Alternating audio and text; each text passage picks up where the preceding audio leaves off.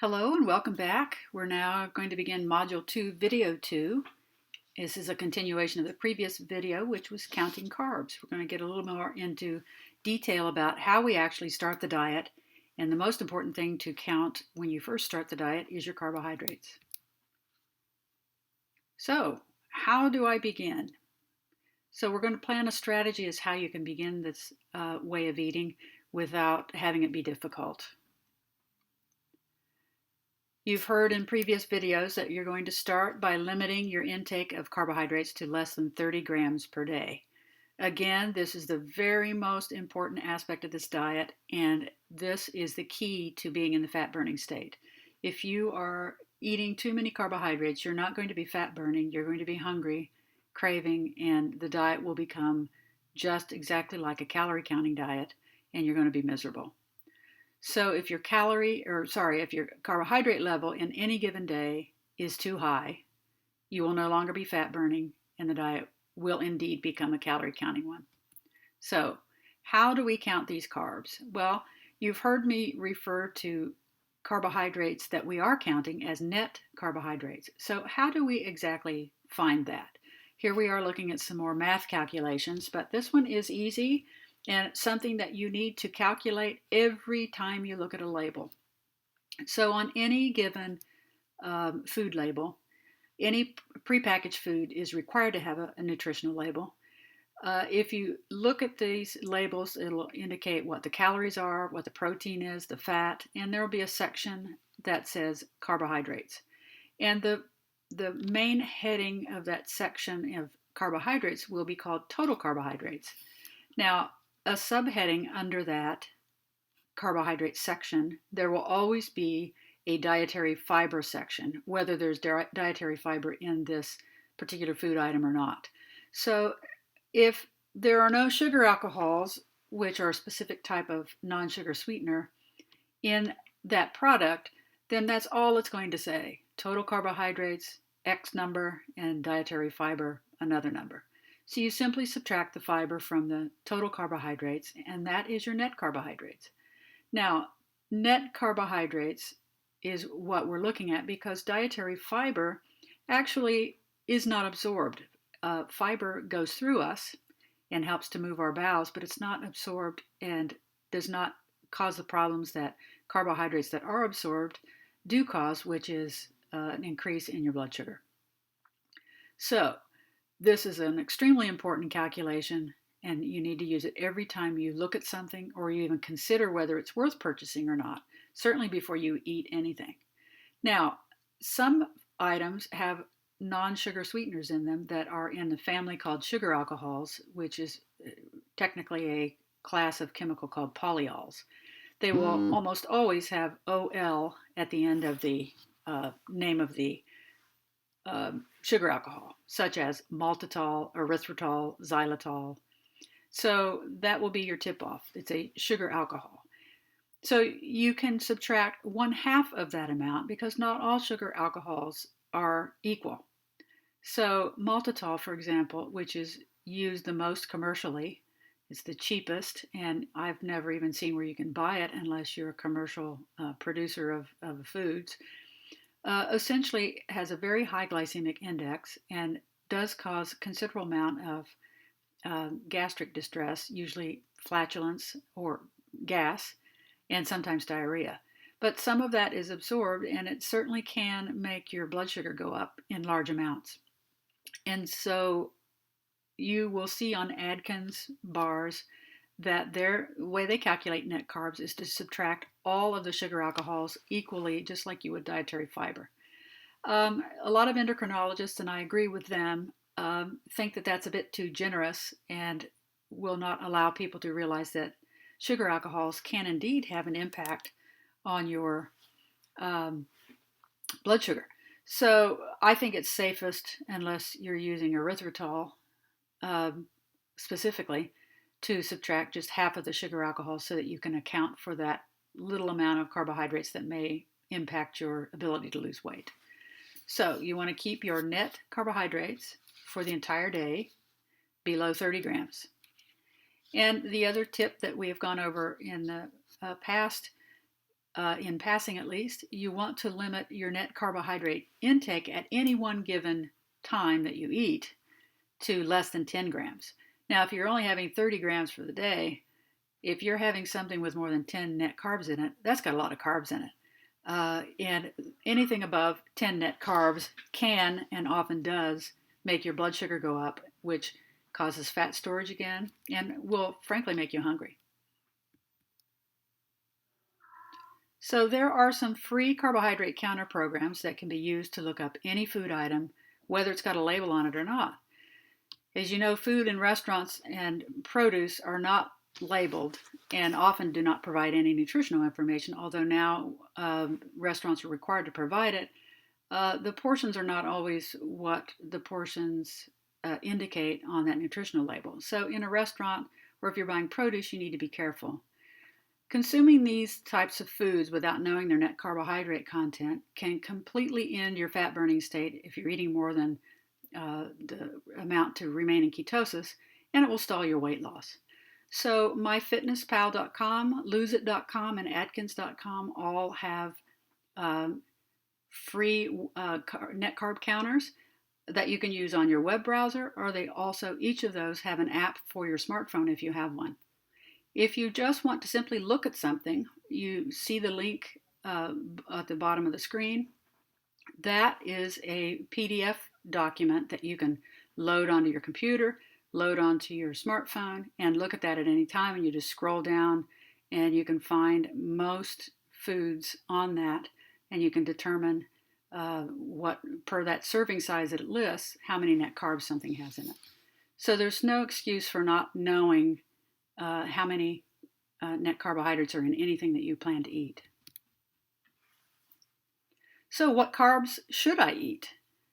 Well, there's an approved vegetable list that you will have listed in your guidebook.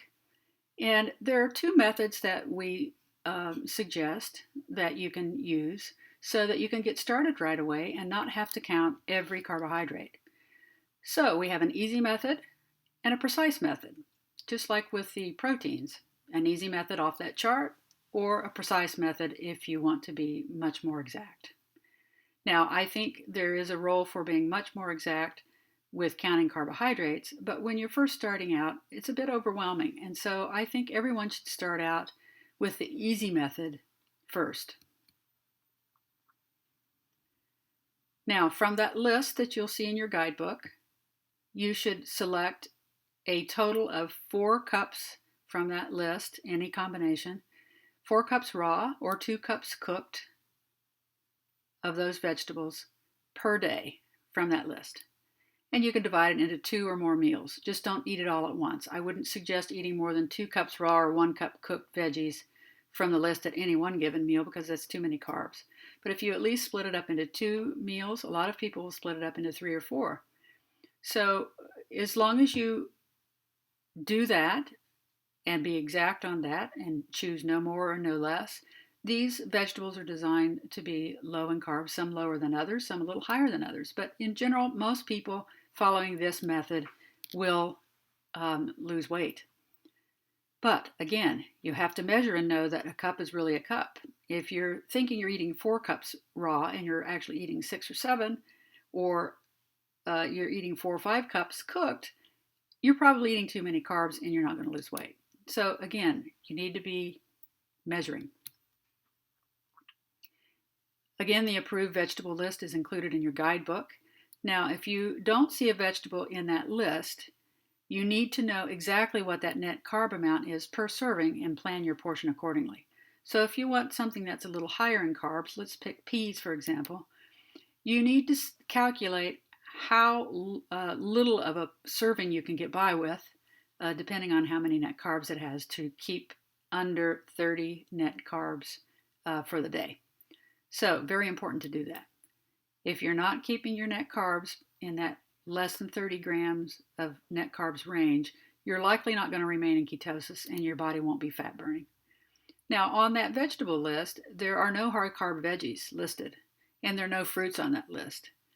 The reason is a tiny amount of these particular foods have a lot of carbs in them.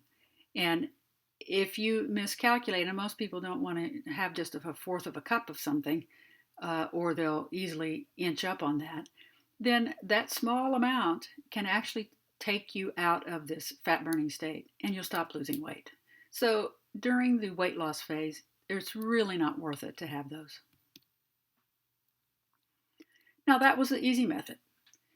Now, if you want to be precise, then you count the actual net carbs in any given vegetable, especially ones that aren't on the list.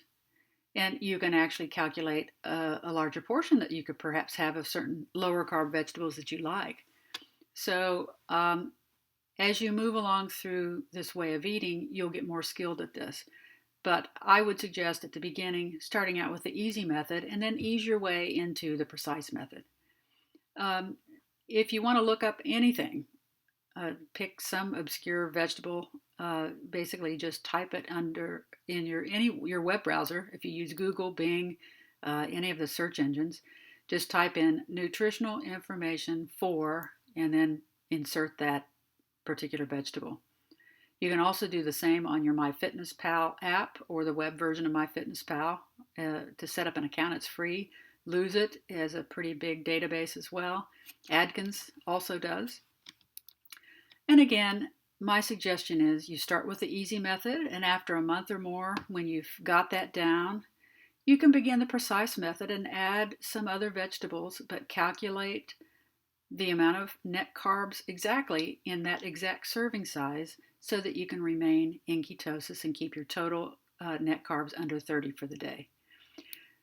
The reason it's great to transition ultimately into the precise method is when you are in maintenance and living low carb for the rest of your life, you don't necessarily have to live in ketosis, but to remain low carb, you need to know the net carb amounts in anything you eat so that you can stay under whatever your personal threshold is when you're in maintenance. So if you start out in the easy method, you can get started right away. You don't have to think much. And once you get some confidence under your belt, then you just branch out a little bit, get a little more variety, and use the precise method. Again, be sure and measure and track. Tracking sounds tedious when you first do it, but once you get down the method that you choose to use, it's very simple. I've had clients and patients in the past that if they didn't want to write something down, they simply just took a picture of their plate. That's another method that you can use. So how can you prepare the vegetables? Well, you can eat them raw, you can stir fry them, prepare them in a stew or a soup. Alternately, you may microwave or steam the vegetables. Now, if you're making a stew or a soup, what I would do is use the easy method and just measure cups. So no more than 2 cups of a soup at any given time. Spices are certainly permitted, but limit anything that's a sauce or a gravy type thing to ones that are low carb. Unless they're zero carb or very few carbs, such as Walden Farm sauces, be very, very cautious about sauces because most sauces not only have cornstarch or flour as a thickening agent, but they also contain sugar. Read the ingredients on the labels to know what's in them and to really scrutinize that nutritional label to measure the net carb content for anything that you put in or on your food. All right, we have just completed Module 2, Video 2, and now you have kind of a good idea of what to do to count carbs to get started. So now let's move on to proteins and let's see how we can count those. We'll see you in the next video. Take a little break in between.